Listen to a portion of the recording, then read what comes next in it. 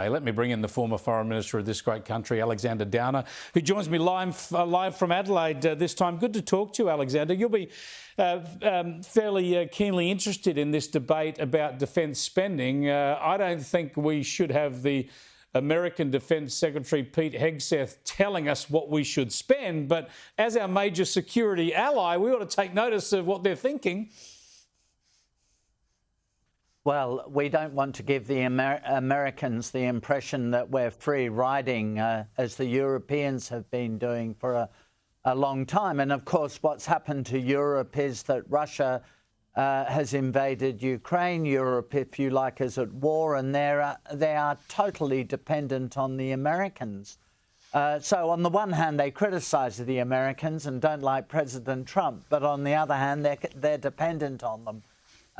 Now, in our case, we need to make sure we make a serious contribution to our own defence and the balance of power in the Indo-Pacific region.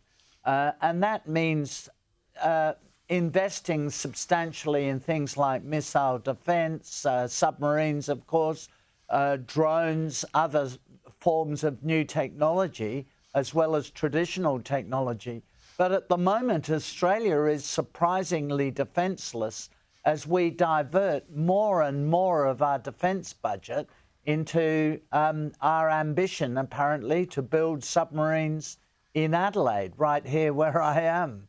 And so that money is being increasingly diverted into that task and away from essential military equipment we need to defend Australia, and possibly quite soon. Yeah, we've been really slow when it comes to the issue of drones, drone capability, and as you say, missile defence. So we'll keep an eye on all that and keep the pressure on.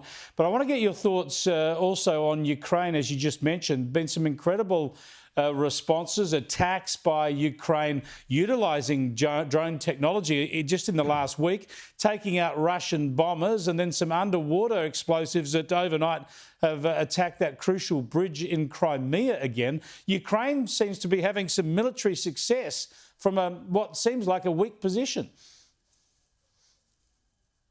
Yes, well, they're not that weak. I mean, they have a remarkable capacity to build military equipment. Remember, during the period that Ukraine was part of the Soviet Union, many of the military factories were actually in Ukraine that supplied the Soviet Union.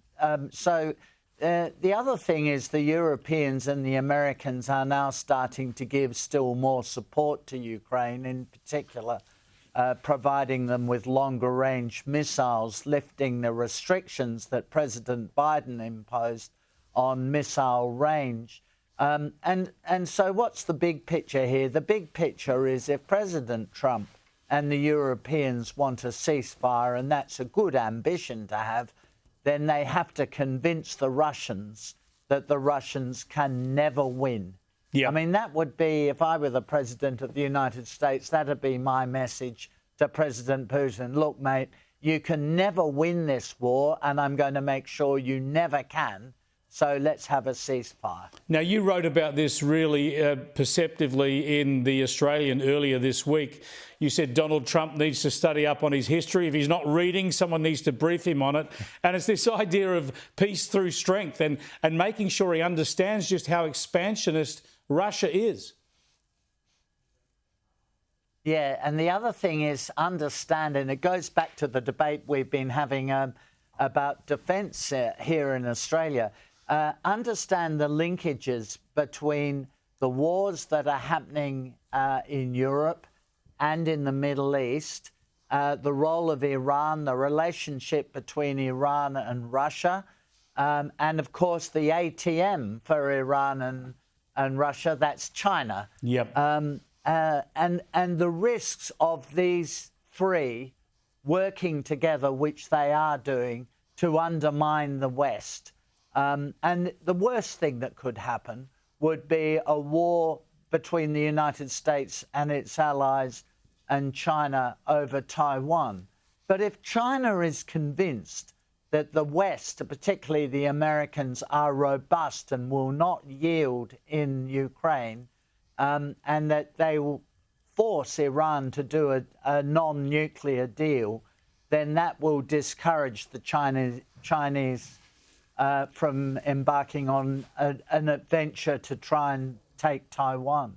Yeah, it's all connected and it's all worrying just at this particular moment. Thanks for joining us, Alexander.